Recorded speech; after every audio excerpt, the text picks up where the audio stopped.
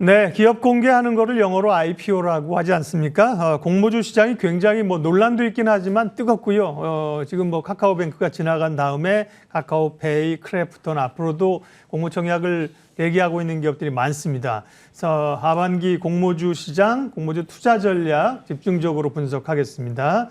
공모주 펀드를 전문적으로 운영하는 운용사세요. 에셋원 자산운용 주식운용본부의 최일구 부사장님 오늘 특집으로 시간 준비해서 모셨습니다. 어서 오십시오. 안녕하십니까. 공모주 시장이 정말 뜨겁습니다. 일단 올 상반기 지금까지 진행된 그 공모주의 전체 규모나 현황부터 좀 체크해 주시겠습니까? 네, 올 상반기에는 그 일반 종목 기준으로 해서 41개 종목이 상장을 했는데요. 네. 그 코스닥 시장에 37개 종목, 네. 코스피 시장에 4개 종목, 이렇게 41개 종목이 상장을 했는데 전체 그 공모 규모를 따져보니까 4조 5천억 정도로 이 4조 5천억이면 작년 한 해 동안에 70개 종목이 상장을 했는데 네. 그 전체 규모에 맞먹는 규모입니다. 그래서 상당히 좀 많은 그 사이즈로 상반기가 잘 마무리되었고요. 그래서 하반기도 좀 기대가 되고 있는데 근데 이제 이렇게 그 상장한 종목들 중에 1천억 이상 규모의 빅딜들이 한 5개 있었는데 네. 그중에서 아무래도 조 단위의 딜들이 2개가 있었고 그 SK 바이오사이언스와 SK 아이 테크놀로지인데요. 그 각각 공모 규모를 따져보니까 1조 5천억하고 2조 2천억 상당히 큰 규모의 딜들이 그 흥행을 했고요.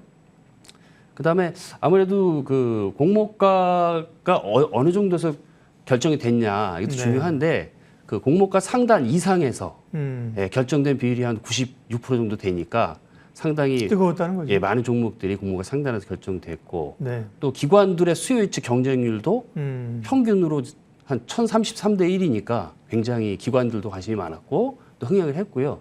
그리고 그 투자했을 때 이 종목들의 평균 시초가 그 투자 수익률을 따져보니까 대략 70%가 넘으니까 이게 작년 상반기에는 대략 한 29% 정도 됐었거든요. 그 비교하면 상당히 성적도 나쁘지 않았다. 이렇게 평가할 수 있을 것 같습니다. 예, 지난해는 동학개미 운동으로 불릴 만큼 엄청난 자금이 주식시장을 끌어올렸는데 올해 특별히 공모주 시장이 굉장히 뜨거웠었습니다. 네. 여러 가지 복합적인 이유가 있겠지만요. 공모주가 이렇게 흥행을 하게 된 배경 좀 설명해 주십시오. 아무래도 이 공모주 시장이 좀 흥행을 하려면 네. 이 공모 규모가 큰 빅딜들이 흥행을 해야 되는데요. 대여급들이 좀 와줘야죠. 그렇죠. 예. 작년 같은 경우에 보면은 그 종목이 3개의 빅딜이 흥행을 했고 그 따져보면은 그 7월 달부터 시작해서 하반기죠. 하반기에 SK 바이오팜, 네. 그다음에 카카오 게임즈, 하이브 이 3개 업체가 이제 상당히 큰 규모로 공모를 하면서도 흥행을 했는데 근데 이제 이 공모주 시장이 좀 흥행을 하려면 이런 큰 딜들이 잘 흥행이 돼야 되는데 이 종목들의 특징을 잘 살펴보면 그 이 종목들 같은 경우에는 굉장히 성장 산업에 속해 있습니다.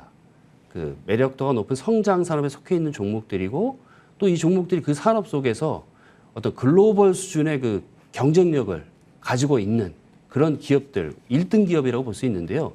이런 기업들의 어떤 그 공모가 흥행이 돼야지 그 시장이 좀 나름대로 활성화된다고 보는데 작년에 SK바이오팜이 7월 달에 상장을 했는데 네. 상장 당시에 공모 시총이 3조 8천억에 대비를 했어요. 근데 지금 7월 27일자로 제가 한번 시총이 얼마인가 보니까 9조 5천억이니까 약 2.5배 상승을 했고 그 9월 달에 상장한 카카오 게임즈 같은 경우에는 1조 8천억에 시장에 대비했는데 최근 일자로 보면 7조 2천억. 약 4배 정도 밸류가 네. 올라와 있는 상태이고 지금 그렇고 사실 상장하고는 좀 부침도 있었죠. 물론 이제 그렇죠. 네. 그 기간 동안에 이제 한 1년이 돼 가니까 그러니까, 그 예. 기간 동안에 이제 업앤다운을 거치지만 맞습니다. 예. 그 과정 속에서 하이브 같은 경우에도 보면은 처음에 이제 고평가 논란도 좀 있었지만 네. 이게 4조 8천억에 대비를 했거든요. 네. 10월 달에. 근데 지금 이게 지금 대략 11조 6천억 한 2배, 2.4배 정도 올라 있으니까 네. 보통 이제 공모주 같은 경우는 빅딜 같은 게 이제 그 처음에 상장하면 첫날 많이 오르고 그러다가 이제 좀 이렇게 내려가고 부침이 있죠. 그렇죠. 그 과정을 통해서 이제 그 기업이 정말 그 밸류를 검증하는 과정을 한 1년 정도, 2년 정도 거치면서 이제 올라가게 되면은 이제 제대로 검증이 되는 거고 만약에 내려가게 되면은 좀 약간 고평가가 된 거고 이제 그렇게 볼 수 있을 것 같아요. 공모주 청약하는 기업도 그 중에는 인기가 정말 뜨거운 대여급이 있고 사실 좀 별로 관심 없는 그런 기업들도 좀 가려진 종목도 있고 그런데 네네. 일반 투자자들은 이제 잘 모르시는 분들은 우량주 소위 블루칩에 투자하지 않습니까? 네네. 공모주도 그런 우량주로 가는 게 맞아요. 어떻게 이 공모주 할 때의 종목 선정 방법? 네네. 네, 좀 팁을 알려주시면요. 근데 이제 아무래도 1년에 한 70개 종목이 상장을 하다 보니까 예. 그 중에는 뭐 공모 규모가 100억, 500억, 1000억 이렇게 작은 종목들도 많고 네. 대부분 이제 코스닥에 상장하는 종목들이 많다 보니까 네. 그렇게 되지만 또 뭐 1조, 2조씩 빅딜로 하는 경우도 있고 그렇게 한 70개 종목이 이제 구성이 되는데요. 그 기준은 그 공모 규모의 어떤 그 차이보다는 저는 그렇게 생각합니다.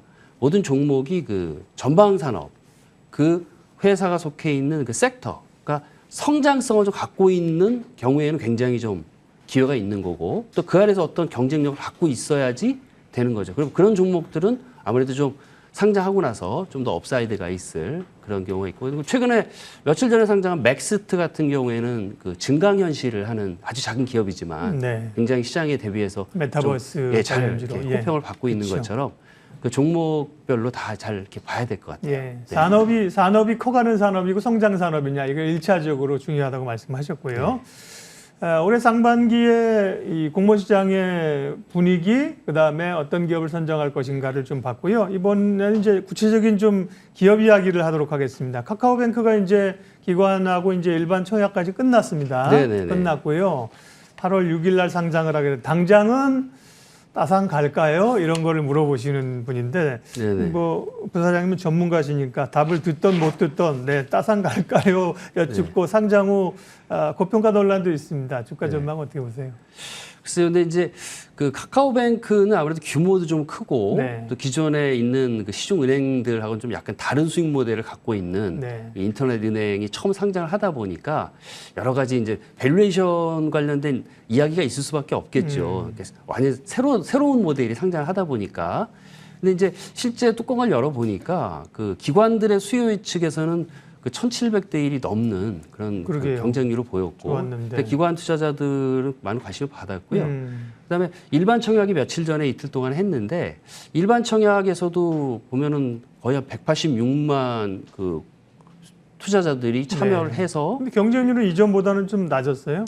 그렇죠. 상대적으로 이제 182대 1 정도 네. 나왔는데 그렇지만 이제 그 유입된 그 청약 대금이 한 네. 58조 원 정도 되니까 그것도 상당한 규모이고요. 중복 청약 금지 이런 영향도 있었겠죠. 아무래도 영향이 있죠. 이제 그 전에 했던 SKI 테크놀로지나 네. SK 바이오사이언스 같은 경우에는 그 중복 청약을 할 수 있었거든요. 네. 주관사별로 해서 여러 개 증권사에. 그러다 보니까 뭐 80조, 60조 정도 그렇죠. 예. 수준이 들어왔는데 이 카카오뱅크는 주관사 한 개 회사에만 그 청약을 하다 보니까 그럼에도 불구하고 한 58조 원 몰렸으니까 나름대로 선방했다고 보고요.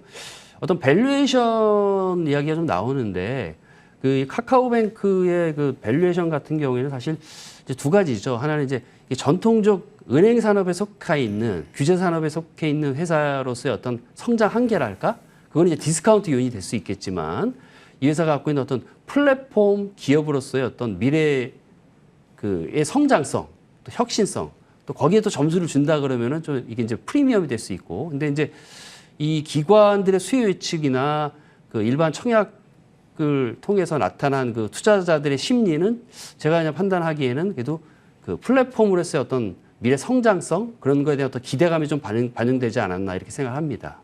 네. 그러니까요. 그렇게 주변에서 따상 갈까요? 물어보면 당혹스러우시죠? 대답하기가. 근데 이제 이 어차피 모든 종목들이 네. 상장을 하게 되면은 그건 이제 상장 당일날 알 수 있는 거고, 네네. 그건 또 결국 제일 중요한 거는 시장에서 네. 투자자들이 결국은 그 결정을 해주시는 거기 때문에 네. 예, 이제 결국은 상장하고 나서 이제 그 기업이 또 얼마나 또 잘 하느냐 이제 그런 거에 따라 많이 달려 있을 것 같고요. 그래서 한 가지 더 말씀드리고 싶은 거는 그 이 공모주가 이제 시장에 상장을 하게 되면 그 회사에 그 많은 공모 자금이 유입이 되고 또 이게 공공기업으로서 공공에 또 이렇게 대비를 하다 보니까 네. 회사가 그 전에 그 전에 회사와는 굉장히 다른 회사가 됩니다. 그러니까 이제 저는 한다는 게 이게 레벨업을 한다고 하는데 그 전에 있던 회사에서 완전히 또 다른 그 새로운 회사로 업그레이드가 되기 때문에 그렇죠. 그만큼 이제 거기서부터 또 어떤 성장을 할 수 있는 새롭게 또 발전할 수 있는 그런 부분들이 있어서 그런 부분들을 좀 그 밸류에이션이나 아니면 그 예. 상장할 때 좀 반영해야 되지 않을까 이런 생각이 듭니다. 그러니까 뭐 따상상하는 건 너무 이제 공모주를 근시한 이제 단타적으로 보는 의미여서요. 그런 문화는 좀 불식돼야 될 것 같습니다. 청약은 끝났고요. 이제 8월 6일 날 다음 달 6일 날 상장이 예정이 되어 있습니다. 크래프톤 얘기도 해야 되죠. 크래프톤이 정말 뜨거운데 이제 요즘 분위기는 카뱅이나 크래프톤이나 약간 좀 고평가 논란도 있습니다. 크래프톤은 지금 어떻게 진행되고 있는 건가요? 이 크래프톤 같은 경우에는 이 공모 규모가 4조 3천억이거든요. 제가 아까 그래요? 말씀드렸는데 네. 작년에 70개 회사가 상장하면서 전체 그 공모 규모가 4조 5천억인데 네, 한 회사가 그냥 이 종목 하나가 4조 3천억이니까 이게 이제 삼성생명 이후로 역대 두 번째로 큰 공모 규모입니다. 그래서 이제 이 회사가 만약에 공모가 상단에 공모가 결정되면 네. 49만 8천 원이거든요.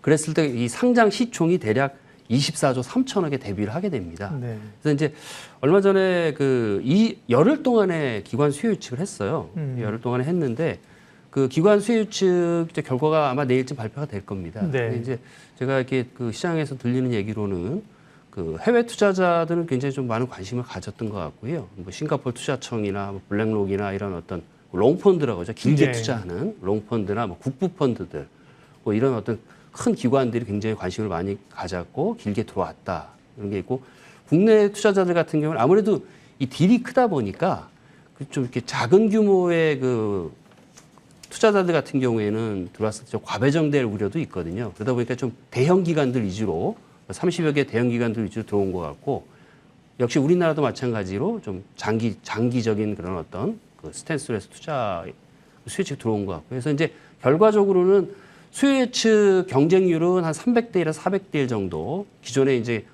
SK 바이오사이언스나 아이테크놀로지는 거의 1000대 1이 넘었으니까 네. 그거보다는 좀 못 미치지만 좀 그 큰 기관들이 국내외에서 장기적인 어떤 안목으로 들어왔다는 그런 측면에서 좀 의미를 부여할 예. 수 있을 것 같고요.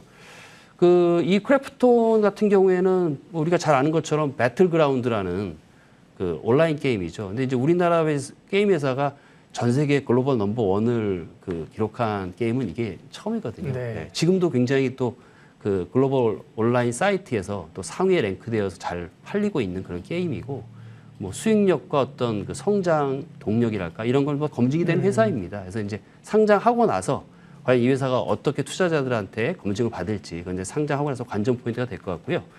그다음에 이제 중요한 거는 이번에 이제 일반 청약을 곧 8월 달에 하게 돼요. 8월 2일, 3일. 네. 8월 2일, 3일에 청약을 하는데 네. 기존에 아까 말씀드린 것처럼 이제는 네. 6월 20날 이후로 들어온 중고신고서 들어온 업체들 같은 중복 청약 경우에는 안 되죠. 예. 네. 단일 청약을 해야 되는데 이 종목이 마지막 다수 증권사의 중복 청약이 가능한 딜입니다. 네. 네. 그래서 이제 투자자들께서는 그거 참고하시면 될 것 같고요. 미리 신청서를 내놔서 그렇군요, 여기는. 네네, 그렇습니다. 그래서 요거는 이제 그렇게 돼서 진행이 될 것 같고, 네. 그래서 만약에 뭐 상장을 하게 되면 24조 시총이니까 이게 넥슨하고 NC소프트를 넘어서서 뭐 게임 업계에서 대장주가 되는 네. 그런 스토리가 될 것 같습니다. 준비한 내용을 다 못했는데요. 네네. 또 와주십시오. 다음에 오셔서 공모주 관련해서는 뭐 전략적으로 할 것도 굉장히 네네. 많기 때문에요. 펀드를 또 이용하는 방법도 있고 펀드 운영하시고요. 그렇습니다. 그런 예. 방법이나 오늘 또 못다한 얘기들은 다음번에 오실 때죠. 그래서 하도록 할게요. 네네. 공모주 시장 관련해서 뭐 엄청난 이야기들이 있었고요. 아쉬운 건 오늘 다 못 다 들었지만 다음에 다시 한번 시간을 내도록 하겠습니다. 에셋원 자산운용 주식운용본부 최일구 부사장님 함께했습니다. 고맙습니다. 고맙습니다.